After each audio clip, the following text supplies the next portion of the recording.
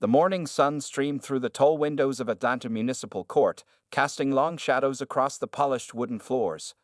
Judge Richard Harrison adjusted his black robe as he settled into his leather chair, preparing for another day of traffic violations and minor offenses. At 52 years old, with graying temples and stern blue eyes, he had built a reputation for being strict but fair. At least, that's what he believed about himself. The courthouse clock showed 9:45 a.m. when case number 2374 was called. Dr. Michelle Carter walked into the courtroom, her posture straight and confident despite being clearly rushed. She wore a crisp white blouse under a navy blazer, with her hospital ID badge still clipped to her pocket, something Judge Harrison failed to notice. Dr. Michelle Carter, approaching the bench for a speeding violation on Peachtree Street, the court clerk announced, her voice echoing in the half-empty courtroom. Judge Harrison barely looked up from his papers. It was his third year serving on the municipal court, and traffic violations had become routine. He glanced at the ticket. 47 miles per hour in a 35 miles per hour zone, issued at 11:30 p.m. on a Tuesday night. Ms. Carter, he began, deliberately ignoring the doctor title, how do you plead to the charge of exceeding the speed limit? Michelle stood straight, her voice clear and professional. Your Honor, I would like to explain the circumstances. I was responding to an emergency call from the hospital. I'm a cardiac surgeon and... Ms. Carter, Judge Harrison interrupted, his tone carrying a hint of impatience. A simple guilty or not guilty will suffice. We have a full docket today. The young police officer who had issued the ticket shifted uncomfortably behind Michelle. He remembered that night clearly, how Dr. Carter had shown him her hospital ID and explained about the critical patient. He had still issued the ticket, following protocol, but had noted the circumstances in his report. Not guilty, Your Honor, Michelle replied, maintaining her composure. And I would appreciate being addressed as Dr. Carter. I have documentation from Grady Memorial Hospital confirming the emergency call, as well as... Judge Harrison's gavel came down with a sharp crack. This court is not interested in excuses, Ms. Carter. The speed limit exists for everyone's safety, regardless of their occupation. The fact is, you were observed traveling at 47 miles per hour in a clearly marked 35 miles per hour zone. A few people in the courtroom exchanged glances.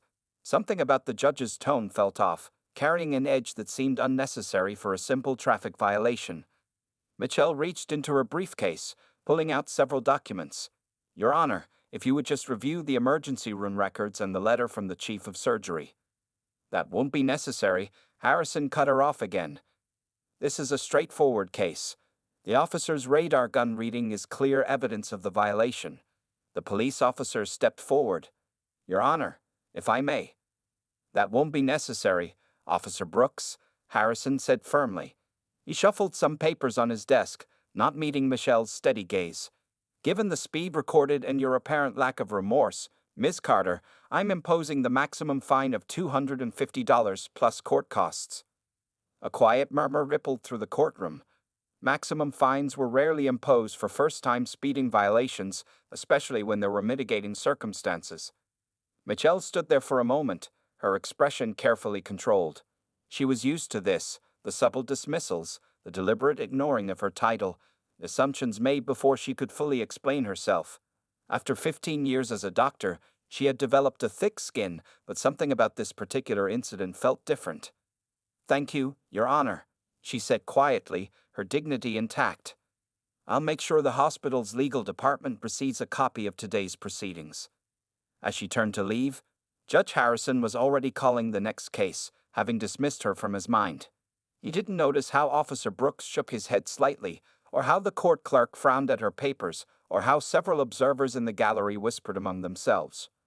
What Judge Harrison also didn't know was that in exactly 2 weeks, he would be sitting in a very different room, at a very different meeting, where the true impact of his actions today would become startlingly clear. But for now, he simply moved on to the next case, confident in his decision, unaware that his whole world was about to shift dramatically. 2 weeks after the courtroom incident, Judge Richard Harrison walked through the gleaming glass doors of Grady Memorial Hospital.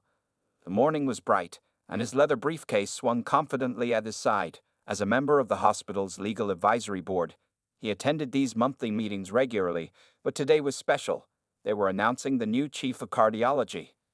The elevator carried him to the 10th floor, where the hospital's administrative offices were located. Harrison nodded to familiar faces as he made his way to the large conference room. Inside, the room buzzed with excitement. Board members in expensive suits chatted over coffee and pastries, their voices mixing with the sound of papers shuffling and chairs moving. "Richard, good to see you," called Dr. James Wilson, the hospital CEO. "We got quite an announcement today. Quite an announcement indeed." The older man's eyes twinkled with satisfaction, like someone who knew a particularly good secret. Harrison took his usual seat near the head of the long mahogany table. He opened his leather portfolio, arranged his pen just so, and settled in for what he expected to be another routine meeting. The morning sun streamed through the floor-to-ceiling windows, highlighting the spectacular view of downtown Atlanta. At exactly 9:00 a.m., Dr. Wilson called the meeting to order. After handling some routine business matters, he stood up, straightening his tie with a smile. "Ladies and gentlemen, as you know, we've been conducting a nationwide search for our new chief of cardiology. The candidate we've chosen has an impressive track record. Harvard Medical School graduate, completed residency at Johns Hopkins, pioneering research in minimally invasive cardiac procedures, and a remarkable 98% success rate in emergency surgeries." Harrison nodded approvingly. The credentials sounded excellent. "Moreover," Dr. Wilson continued, "she's been with Grady Memorial for the past 8 years, building our cardiac unit into one of the finest in the Southeast. Please join me in welcoming our new chief of cardiology, Dr. Michelle Carter." The door opened, and Harrison's world tilted sideways. Walking into the room was the same woman he had found 2 weeks ago, the one whose explanations he had dismissed, whose title he had ignored, and whose professional dignity he had carelessly disregarded. Dr. Michelle Carter strode confidently to the front of the room, her white coat pristine, her hospital ID badge now accompanied by a new one marking her elevated position. Harrison felt the blood drain from his face. His pen slipped from his suddenly numb fingers and rolled across the table. "Thank you, Dr. Wilson," Michelle said, her voice clear and professional, the same voice that had tried to explain about an emergency call in his courtroom. "I'm honored to accept this position and excited about the future of our cardiology department." As she began outlining her vision for the department, Harrison sat frozen in his chair. Memories from the courtroom played in his mind. How he had repeatedly called her Ms. Carter, how he had dismissed her explanation about the emergency, how he had imposed the maximum fine without even looking at her documentation. The other board members were nodding enthusiastically as Dr. Carter described her plans for expanding emergency cardiac care services. Harrison noticed how they addressed her with respect, how they leaned forward to catch her words, how they treated her as the accomplished professional she clearly was. And of course, Dr. Carter continued, her eyes moving across the room until they met Harrison's, "I look forward to working closely with all board members, including our legal advisory team, to ensure we're providing the best possible care while maintaining proper protocols." There was no anger in her voice, no hint of recognition or resentment. She was every inch the consummate professional, but Harrison felt the weight of her gaze. He managed a weak nod, his collar suddenly feeling too tight. As the meeting concluded and people began to gather their things, Harrison remained seated, still processing the magnitude of what had just happened. He watched as board members congratulated Dr. Carter, shaking her hand and offering warm wishes. Dr. Wilson approached him. "Richard, I hope you'll work closely with Dr. Carter on the new emergency response protocols we discussed last month. Your legal expertise combined with her medical knowledge, you two will make quite a team." Harrison nodded numbly, watching as Dr. Carter collected her papers at the front of the room. He realized with growing dread that this was just the beginning. They would be working together closely, possibly for years to come. The morning sun still streamed through the windows, but somehow, the room felt much warmer than before. 3 days after the board meeting, Judge Harrison sat in his new office at Grady Memorial Hospital, reviewing legal documents with unfocused eyes. The wall clock ticked loudly in the quiet room, marking time until his first scheduled meeting with Dr. Carter. His stomach churned with anxiety, something he hadn't felt since his early days as a judge. A knock on the door made him jump slightly. Dr. Carter entered, carrying a thick folder and a laptop. Her white coat was perfectly pressed, her expression neutral and professional. "Good morning, Judge Harrison, she said, emphasizing his title just slightly. I believe we have some matters to discuss. Harrison gestured to the chair across from his desk, trying to maintain his usual composure. Yes, Dr. Carter. Please have a seat. She sat down and placed her folder on the desk. Before we discuss hospital policies, I think we should address what happened in your courtroom. Her voice remained calm, but her eyes held a determined look. Harrison shifted in his chair. Dr. Carter, about that day. Please, she interrupted gently, opening her laptop. Let me show you something first. She turned the screen toward him. On it played a crystal-clear video from a police dashboard camera. The timestamp showed 11:30 p.m. on the night in question. In the video, Dr. Carter's car passed at a measured pace. The radar gun reading flashed, 37 miles per hour. Harrison's mouth went dry, but the ticket said, 47 miles per hour, yes, Dr. Carter finished. Officer Brooks made a typo on the ticket. He realized his mistake later that evening and tried to tell you in court, but you wouldn't let him speak. She pulled out more papers from her folder. Here's his signed statement confirming the error, along with the hospital emergency logs showing I was responding to a critical cardiac case. The silence in the room grew heavy. Harrison stared at the evidence before him, his face growing warm with shame. Dr. Carter, he began, then stopped, unsure what to say. Judge Harrison, she continued, her voice still professional but with an edge of steel, I've been a cardiac surgeon for 15 years. I've saved hundreds of lives. That night, I was rushing to save another, a 58-year-old father of 3 who was having a massive heart attack. I made it in time, barely. He's alive today. She laid out more documents, her Harvard diploma, her Johns Hopkins residency certificates, awards for medical excellence, and letters of recommendation from some of the country's top surgeons. These were all in my briefcase that day in court, she said quietly. I tried to show them to you, to explain my situation, but you wouldn't even look at them. You wouldn't even use my correct title. Harrison felt each word like a physical blow. The evidence of his prejudice lay bare before him, not in dramatic acts of discrimination, but in small dismissals, in refused opportunities to listen, in automatic assumptions he hadn't even realized he was making. The thing is, Judge Harrison, Dr. Carter continued, leaning forward slightly, this isn't about the fine. It's about something much bigger. In that courtroom, you saw what you expected to see, not who was actually standing before you. Harrison looked at the dashboard camera footage again, then at the emergency room logs, then at Dr. Carter's impressive credentials. The weight of his actions settled heavily on his shoulders. I was wrong, he said finally, his voice rough with emotion. Completely wrong. Not just about the ticket, but about how I treated you. I'm deeply sorry, Dr. Carter. She studied him for a moment, then nodded slowly.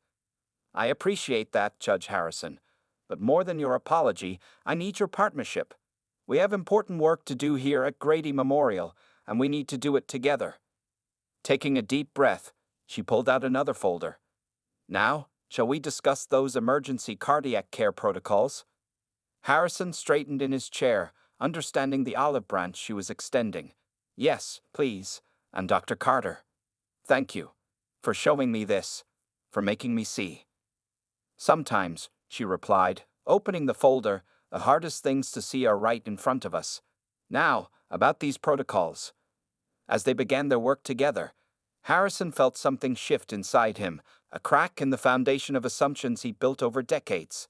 Outside his office window, Atlanta's skyline stretched into the distance, unchanged yet somehow different in his eyes. 1 month into their working relationship, Judge Harrison and Dr. Carter found themselves in yet another heated discussion in the hospital's conference room. Papers were spread across the large table, and empty coffee cups testified to the length of their meeting. Dr. Carter, we can't simply open a new cardiac care center in South Atlanta without considering the legal implications, Harrison said, running his hand through his graying hair. The paperwork alone would take months. Dr. Carter stood by the window, pointing to a map she had pinned to the wall. Judge Harrison, look at these statistics. People in South Atlanta are waiting an average of 45 minutes for emergency cardiac care. That's 30 minutes longer than patients in the northern suburbs. Every minute counts in a heart attack. The afternoon sun cast long shadows across the room as they faced their biggest challenge yet. The hospital board had tasked them with improving emergency cardiac care access in underserved communities, but their different approaches kept clashing. "I understand the urgency," Harrison replied, picking up another report. "But rushing into this could create more problems. We need proper permits, zoning approvals." "While we wait for permits," Dr. Carter interrupted, her voice firm but controlled, "people are dying. Just last week, we lost Mr. Jenkins because the ambulance couldn't get him to a cardiac center in time. He left behind 3 children." Harrison watched as she walked to the table and pulled out a patient file. Her hands trembled slightly, the only sign that this was more than just another case for her. He remembered how different she looked now compared to that day in his courtroom, and how much he had learned since then. "Look," Dr. Carter continued, spreading out photographs of the area. "There's an old medical building on Martin Luther King Jr. Drive. It's already zoned for medical use. With some renovations, we could." "Have you already scouted locations?" Harrison asked, surprised. "I've done more than that." She pulled out more documents, preliminary building inspections, cost estimates, and even rough floor plans. "I've been visiting these communities, talking to families, understanding their needs. This isn't just about providing medical care. It's about showing these communities that their lives matter." Harrison picked up the building inspection report, reading it carefully. Something was changing in him as he worked with Dr. Carter. He was beginning to see beyond just rules and regulations, beginning to understand the human cost of bureaucratic delays. The building would need significant updates to meet current medical facility codes, he noted, but his tone was thoughtful rather than dismissive. "I know," Dr. Carter nodded. "That's why I need your help. You know the legal system, the fastest ways to get approvals. I know the medical requirements. Together, we might actually save lives instead of just talking about it." Harrison stood up and walked to the map, studying the red dots that marked cardiac emergencies in the past year. They clustered heavily in South Atlanta, like drops of blood on the paper. "If we fast-track the permits," he said slowly, "and if I call in some favors at the zoning office," he turned to face her, "we'd still need board approval for the budget." Dr. Carter's face brightened. "I've already prepared a cost analysis showing how the center could actually save money in the long run. Fewer ambulance diversions, better outcomes, reduced liability." "You really have thought of everything, haven't you?" Harrison said, a small smile forming on his face. "I had to. Too many people are counting on this, even if they don't know it yet." They spent the next few hours working side by side, their earlier tension forgotten as they combined their expertise. Harrison's legal knowledge helped streamline Dr. Carter's proposals, while her medical insights helped him understand the true urgency of their mission. As evening approached, they had the beginnings of a workable plan. Harrison gathered his papers, posing before he left. "Dr. Carter," he said quietly, "I'm glad you didn't give up after that day in court. The hospital, these communities, they need your vision." She looked up from her laptop, surprised by his candor. "They need both of us, Judge Harrison. Sometimes the hardest barriers to break down are the ones we don't even see." He nodded, understanding the deeper meaning in her words. As he walked to his car that evening, Harrison realized that this challenging partnership was teaching him more than just hospital administration. It was teaching him to see the world, and himself, in a completely new way. The emergency room's double doors burst open on a rainy Tuesday evening. Paramedics rushed in with a stretcher, chaving vital signs as they moved. On the stretcher lay Senator William Brooks, one of Georgia's most influential politicians, his face gray and contorted in pain. "Cardiac arrest began 10 minutes ago," a paramedic called out.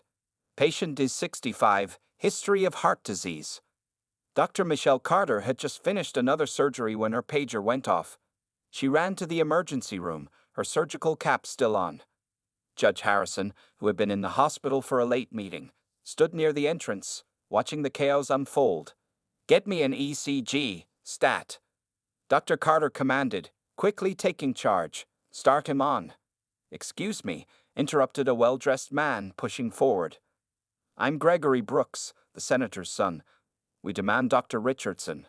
He's our family doctor." Dr. Carter continued working, her hands steady as she checked the senator's vital signs. "Dr. Richardson is at home, 30 minutes away. Your father doesn't have 30 minutes.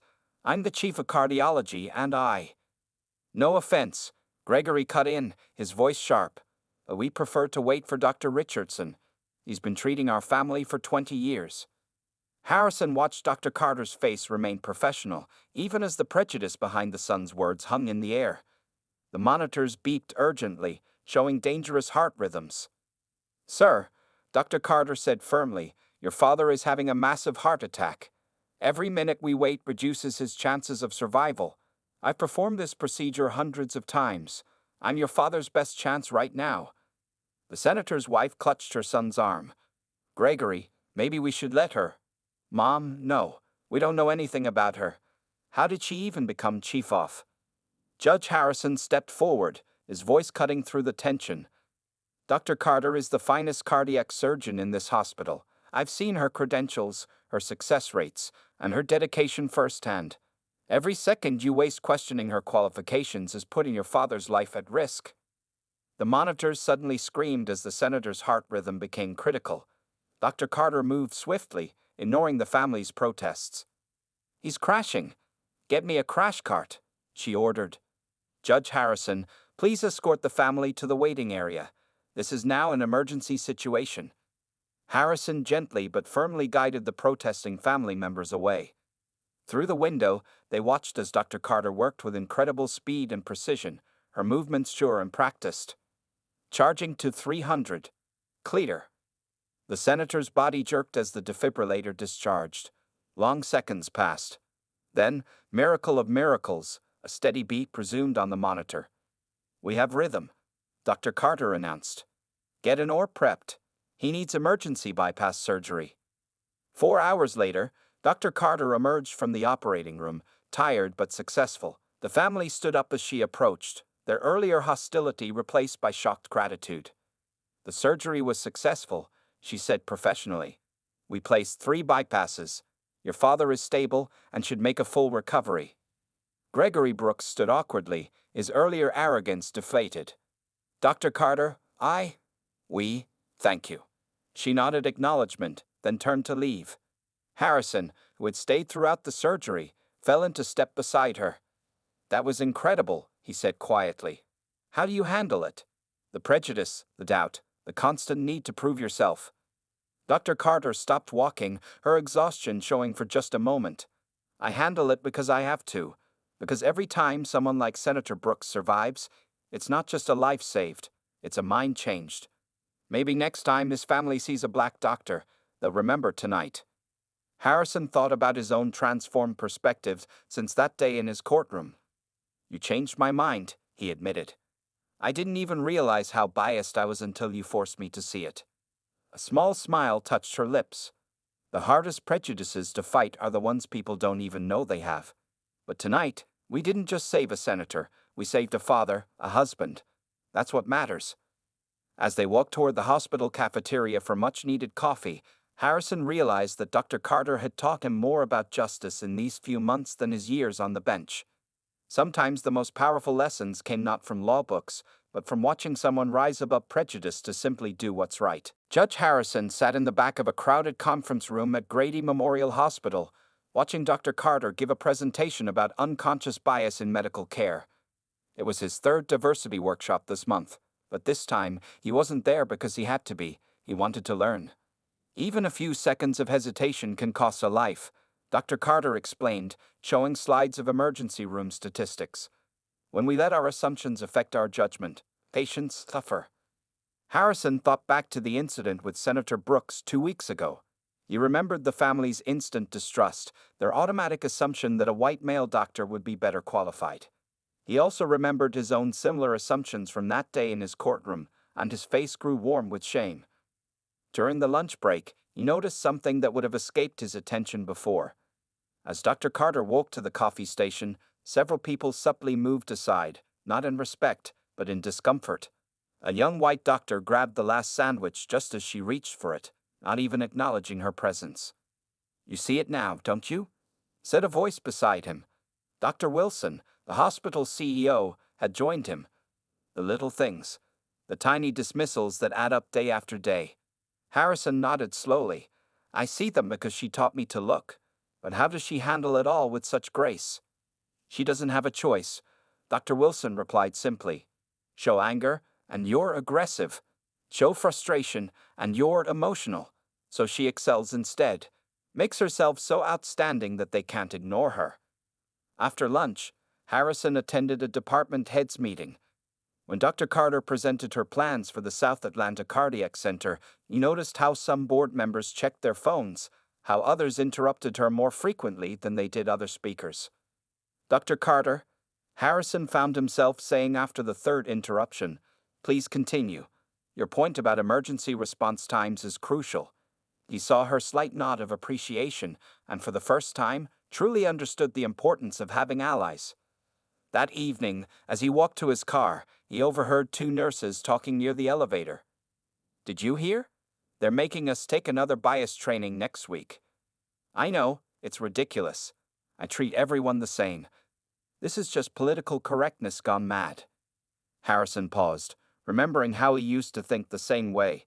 He believed he was fair, believed he treated everyone equally. Now he knew better. The next morning, he did something unprecedented.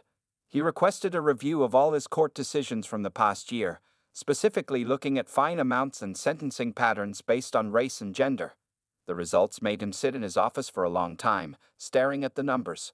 The pattern was clear: harsher sentences for minorities, higher fines for women of color, less patience in hearing their explanations. He called Dr. Carter to share his findings. I want to do better, he told her.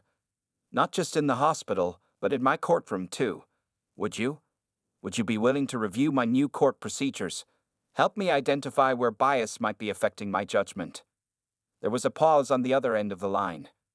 Judge Harrison, she finally said, do you know how rare it is for someone in your position to even admit there might be a problem? I had a good teacher, he replied. Someone who showed me that true justice requires us to look at our own prejudices first. They agreed to meet weekly to review and revise his courtroom procedures. Harrison also started attending community meetings in South Atlanta, listening to residents' stories about their experiences with the legal system. One afternoon, as he watched Dr. Carter skillfully handle another dismissive comment from a colleague, he realized something important. Change wasn't just about attending workshops or revising procedures. It was about paying attention, speaking up, and being willing to feel uncomfortable as you confronted your own biases. You know, Dr. Carter said to him later, as they reviewed hospital policies, when you find me that day in court, I never imagined we'd end up here. Harrison smiled ruefully. Neither did I, but I'm grateful for that traffic ticket now. It opened my eyes to things I needed to see. The journey's not over, she reminded him. No, he agreed, picking up another policy document. But at least now I know I'm heading in the right direction. The Atlanta Judicial Review Board meeting room was packed on a warm Thursday morning. Judges, lawyers, and court officials filled every seat, with more standing along the walls.